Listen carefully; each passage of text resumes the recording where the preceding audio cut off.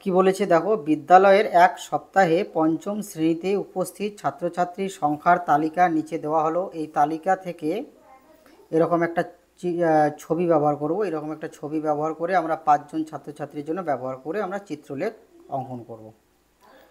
তো দেখো এখানে সোমবার সোমবার উপস্থিত ছাত্রছাত্রীর সংখ্যা কতজন? 46 জন। তাহলে এরকম ছবি আমরা কয়টা নেব বলো তো?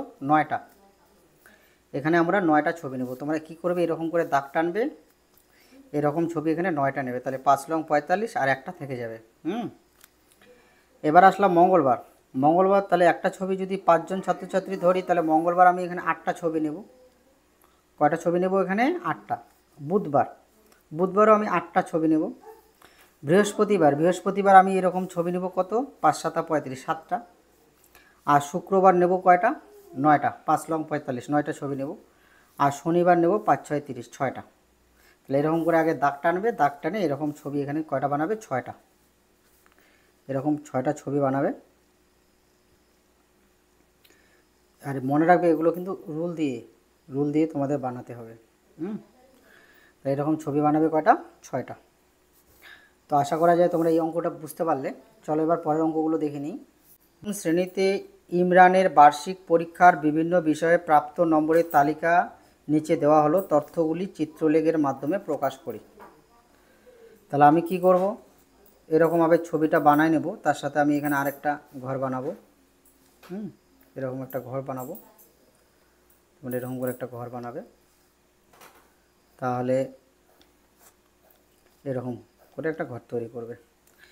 বাংলা তো একটা ছবি নিতে হবে আমাদের 10 জন, 10 নম্বরের জন্য ব্যবহার করতে হবে। তাহলে বাংলার জন্য আমরা এখানে ছবি কটা ব্যবহার করবো বলো তো? 6টা। তাহলে 6 10 60 হয়ে গেল। অঙ্কের জন্য আমরা ব্যবহার করব 9টা। 9 10 90 আর 2টা থাকবে কিন্তু। ইংরেজির জন্য আমরা ব্যবহার করব 8টা এবং একটা ছবির অর্ধেক বলতে এরকম করে একটা বানাই দেব। আর পুরোটা তোমরা এইভাবে বানাবে, এরকম করে যেভাবে সুন্দরভাবে রুল দিয়ে করতে পারো এইভাবে করবে। আর কেন অর্ধেক নিতে হবে বলো তো? কারণ এখানে 86 রয়েছে। তাহলে 8টা যদি নেই, তাহলে 8 10 80 আর একটার অর্ধেক, তাহলে 5, তাহলে 85 হবে আর একটা থাকবে। ইতিহাস এখানে কয়টা নেব আমরা? 7টা। ভূগোল 7টা নেব। বিজ্ঞানের জন্য এখানে আমরা ছবি কয়টা নেব বলো? বিজ্ঞানের জন্য আমরা ছবি নেব এখানে 80, তো 8টা নেব। 8 10 80। এবার দেখো 3-এর অঙ্কটা। সোমবার এখানে একটা ছবি, 10টি বইয়ের জন্য এরকম একটা ছবি নিতে হবে। তাহলে সোমবার কি রয়েছে? 65টা বই বিক্রি করা হয়েছে। তাহলে সোমবারে আমি কী নেব? তাহলে ওই তো 6 10 60। তাহলে নেব আমি 6টা আর একটা হাফ নেব। হাফ এরকম করে আগে তোমরা দাগ টেনে নেবে। দাগ টেনে নেবে এভাবে সুন্দর করে স্কেল দিয়ে এইভাবে দাগ টেনে নেবে।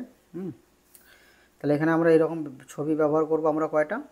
একটা ছবি যদি 10 জন হয়, তাহলে 65টার জন্য আমরা নেব 6টা ফুল ছবি নেব।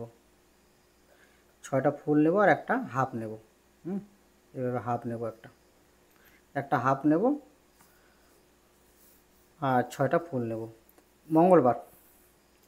মঙ্গলবারের জন্য ছবি তাহলে কী হবে? 4টা। 4 10 40 আর একটা হাফ নেব। তো হাফটা কীভাবে বানাবে আবার দেখিয়ে দিচ্ছি।